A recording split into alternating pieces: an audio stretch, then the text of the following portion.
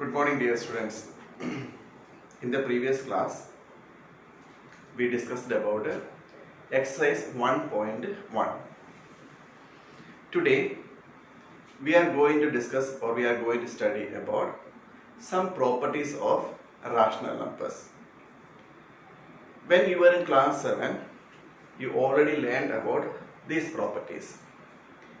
And today, we will discuss the first three properties, which are, the first one is closure property, second one is commutative property, and third one is associative property. Okay, so which are the three properties we are going to discuss today? First one is commutative property, closure property, second one is commutative property, and third one is associative property. Dear students, you know the basic operations in mathematics, which are the addition, subtraction, multiplication and division. Okay, and closure property, as I told you, when you were in class 7, you studied about the closure property of whole numbers, integers and rational numbers. So we will just start with the closure property of whole numbers first, then integers, then we will go to rational numbers. So this is just a revision only. Okay, so what closure property says? Suppose you are given two numbers, okay, and you are going to perform one of the operations in mathematics. That means you can add it, you can subtract it, you can multiply those numbers, you can divide those numbers. Okay, suppose when you perform one of the operations, you get an answer, isn't it? That answer also has the same property of the numbers which we used. That is called a closure property. If I say like this, it may not be very easy for you to understand. So I will show you one example here. Look at this one. We have two numbers, 5 and 3. Both are whole numbers, isn't it? Okay, we are going to add these two numbers. Let us see. 5 plus 3. So we know 5 is a whole number, 3 is a whole number. What is the answer? You get 8. So is 8 a whole number? Definitely 8 is also a whole number. That means you took two numbers, 5 and 3. You performed one of the operations, that you performed addition here, and your answer, you see, what is your answer? 8. This is also a whole number. This property is known as closure property of addition of whole numbers. Okay. Now second one, let us see subtraction. Same number we can use, 5 and 3. Let us subtract this one. 5 minus 3 is equal to 2. So here 5 is a whole number, 3 is a whole number.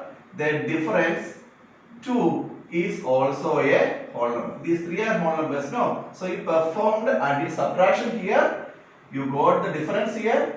The difference is also a whole number. So here 5 minus 3 is equal to 2. 2 is a whole number. Now you see 3 minus 5. What is the answer of 3 minus 5? We know 3 is a whole number, 5 is a whole number. What is the answer of 3 minus 5? 5 minus 3 is equal to 2. What is 3 minus 5? It is minus 2. Is minus 2 a whole number? No. What is this number? This is an integer. This is an integer, isn't it? So you see this one, when you subtract 5 minus 3, you got 2. 3 minus 5, it is minus 2. So can we say that subtraction closure property is true for subtraction of whole numbers? No. may be or may not be a whole number. So in general what we can say, in general we can say subtraction of whole numbers does not obey closure property. Have you understood? So first one was addition of whole numbers. So addition what we saw? In addition we saw closure property is true. Means when you add any two whole numbers, the answer definitely that would be a whole number only. But you see this one, 5 minus 3, 2, 3 minus 5, minus 2. So subtraction is not true. Closure property is not true for subtraction of whole numbers. Okay. Now let us see the next one. What is that? Multiplication. 5 into 3. What is the answer? 15. 5 is a whole number, 3 is a whole number, 15 is also a whole number. Another example, 10 into 4, what is the answer? 40. So 10 is a whole number, 4 is a whole number, 40. The product is also a whole number. So here what you can say, look at this one, when you multiply any two whole numbers, the product is always a whole number. So what we can say here, closure property is true for multiplication of whole numbers. Okay, now we are going to see division of whole numbers. See, 8 is a whole number divided by 2 is also a whole number. What is the answer?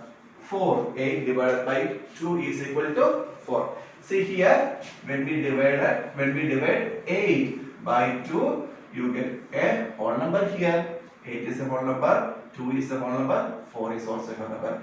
Then you divide 2 by 8. What is the answer? 2 by 8.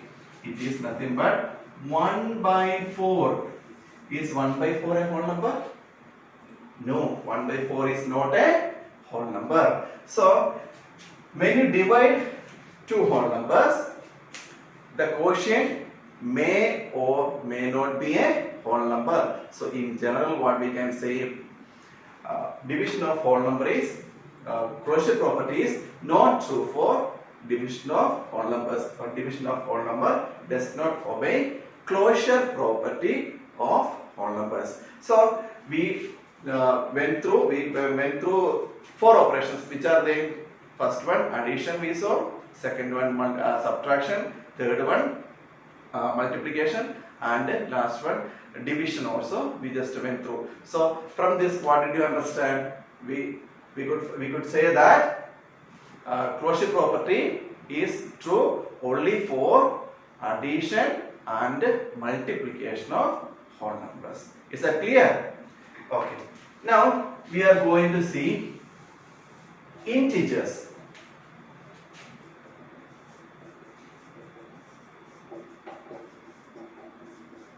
So first we started with the which one? Whole numbers. Now we are going to see the operations on integers. Okay. So first one you see this one, minus 5 plus minus 3. We know minus 5 is an integer, minus 3 is also an integer. What is the answer? Minus 8 is also an integer. Now minus 7 plus 4. What is the answer? Minus 7 plus 4. What is the answer? Minus 3. Minus 7, 4 and minus 3 are integers. Isn't it so? So what we can say, closure property is true for addition of integers. Okay. Now next one is, let us see subtraction of integers. You see this one, 5 minus 3. What is the answer? Minus 5 plus 3 is equal to minus 2. Look at this one, minus 5. We are subtracting minus 5 and minus 3. So what is the answer? Minus 2. You see, minus 5 is a whole number. Sorry, integer. Minus 3 is an integer. Answer minus 2 is also an integer. Okay, one more example you see. 10 minus 3. 10 is an integer. 3 is an integer. What is answer? 7 is also an integer. So when we studied about subtraction of whole numbers, we saw that subtraction of whole numbers does not obey closure property. But you see, integers, in the case of integers, subtraction of integers obeys which one? Closure property. Is it clear? Okay. Now we are going to see multiplication of integers. Let us see this one. Minus 5 is an integer. Minus 3 is also an integer. Minus 5 into minus 3, what is answer? 15. So minus 5, minus 3, 15 are integers, isn't it? So product is also an integer. Is the next one? Minus 6 into 5, what is the answer? Minus 30. So minus 6, 5 and product minus 30 is also an integer. That means multiplication of integers obey closure property. Okay. Now we are going to see division of integer. The fourth operation, division of integer. Look at this one. Minus 8 divided by 2. What is the answer? Minus 4. So minus 8 is an integer. 2 is an integer. The quotient minus 4 is also an integer. Then 2 divided by minus 8. What is this? 2 divided by minus 8. What is the answer? Minus 1 by 4. Is minus 1 by 4 a whole an integer? No. Minus 1 by 4 is not an integer. So from this, what do we understand? We understand closure property is not true for which one? Division of integers. Okay. So first we studied whole numbers, property of whole numbers. So in whole numbers we saw only addition and multiplication are true. But in the case of integers, addition, subtraction and multiplication obey closure property. Okay. Now we are going to study which one? Rational properties of rational numbers, closure property of rational numbers. So first we are going to see addition of rational numbers, whether we are going to see whether addition of rational numbers obey closure property or not. See one example. 1 by 8 is a rational number. 3 by 8 is also a rational number. We are going to add these two rational numbers. What is the answer? See the denominators are same, so directly add the numerators. 4 by 8 which is equal to 1 by 2. So look at this one. 1 by 8 is a rational number. 3 by 8 is also a rational number. Their sum 1 by 2 is also a rational number. Another example you see. Minus 3 by 8 plus 7 by 18. Minus 3 by 18 and 7 by 18. See, for easiness I am taking everywhere denominators same only. Okay. The questions may be different also. You will get unlike denominators also. Okay. Minus 3 by 18 plus 7 by 18. What is the answer? Minus 3 plus 7 by 18. 4 by 18. Look at this one. Minus 3 by 18. A rational number. 7 by 18 is also a rational number. And its sum 4 by 18 is also a rational number. So when we add two rational numbers, the answer is always a rational number. Have you understood this one? So what we can say? Closure property is true for addition of rational numbers. Okay, that means when we add two rational numbers, what is that? The sum would also be a rational number. Okay, now we are going to see subtraction of rational numbers. Look at this one, subtraction of rational numbers.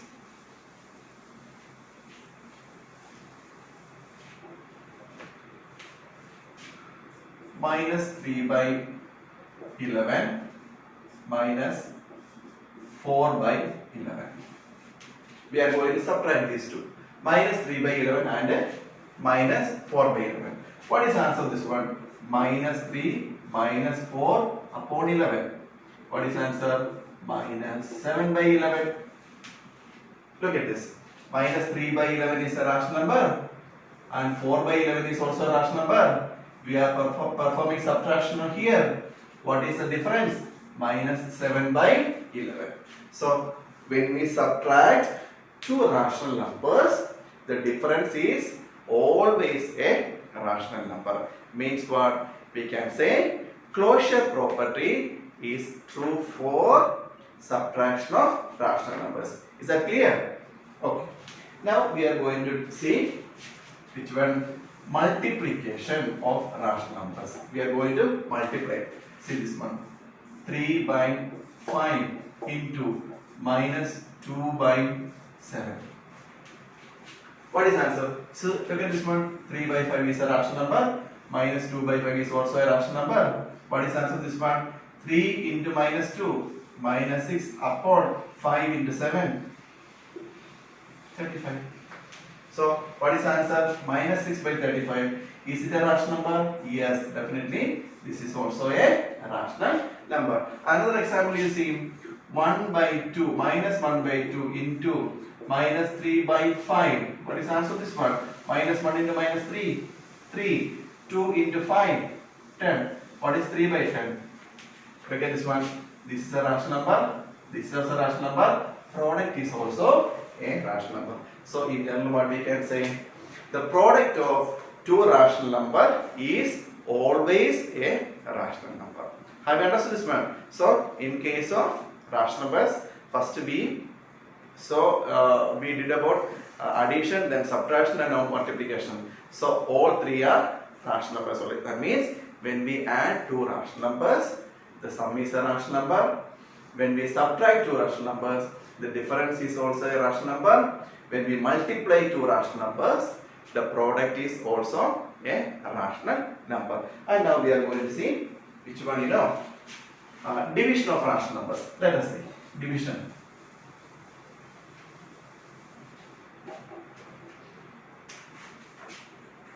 Two by 5 divided by 3 by 7. You know how to divide now? How do you divide? 2 by 5. We multiply by the reciprocal of the dividend. 7 by 3. 2 into 7. 14. 5 into 3. 15. Look at this one. You divided 2 by 5 and 3 by 7. What is the answer you got? 14 by 15. 14 by 15 is also a rational number. See, look at this is a rational number. This is also a rational number. The quotient is also a rational number. One more example we see. Minus 3 by 4 divided by minus 2 by 7. What is the answer of this one? Minus 3 by 4 into 7 by minus 2. Minus and minus cancel. 3 into 7, 21. 4 into 2, 8. 21 by 8. Answer is 21 by 8. Is 21 by 8 a rational number? Yes. So what we can say here? Here, when you divide two rational numbers, the answer, the quotient is always a rational number. What do you say about this statement? Will you get always a rational number? See another example here.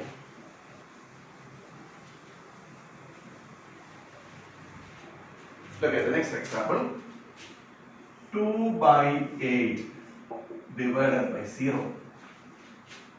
We know 2 by 8 is a rational number. 0 is also a rational number, isn't it? Here we divide 2 by 8 divided by 0. What is the answer of 2 by 8 divided by 0? What is the answer? It is not defined. Isn't it so? We cannot find the answer of this one. This is not defined. Isn't it? So can we say that when you divide two rational number, the quotient is always a rational number? No, we cannot say, because when you divide a rational number by 0, that number would not be a rational number, that is not defined. We know that, but we cannot divide a number by 0. So we can say division of rational number, when you divide two rational number, you get a rational number, except when a rational number is divided by 0. But in general, what we can say? In general, we can say division of rational number does not obey closure property, or closure property is not true for division of rational numbers. Have you understood clearly? So today we discussed about which one? Closure property of whole numbers, integers and rational numbers. Okay, so first one, whole numbers. When you add two whole numbers, what is the answer? The sum would always be a whole number. When you subtract two whole number, the difference may or may not be a whole number. When you multiply two whole number, definitely the product is a whole number. When you divide two whole number, the product, the quotient may or may not be a whole number. That means closure property is true only for addition and multiplication of whole numbers. When it comes to integers, we saw when you add two integers, the answer is always an integer. When you multiply, when you subtract two integers, difference is always an integer. When you multiply two integers, the product is always an integer. But when we divide two integers, the quotient may or may not be an integer. Okay, is that clear? So in general, what we can say, closure property is true only for addition, subtraction and multiplication of integers. And then we studied which one? Closure property of rational numbers. So what is the closure property of rational numbers? Here, when you add two rational numbers, the sum is always a rational number. When you subtract two rational number, the difference is always a rational number. When you multiply two rational number, the product is always a rational number. When you divide two rational number, the quotient is always a rational number, except when the rational number is divided by 0. So in general, what we can say, closure property is true for addition, subtraction and multiplication of rational number, but subtraction of rational number does not obey closure property. I hope all of you have understood very well about closure property of rational numbers. Okay, now in next class, in the next session, we will discuss commutative property of rational number. Okay, thank you.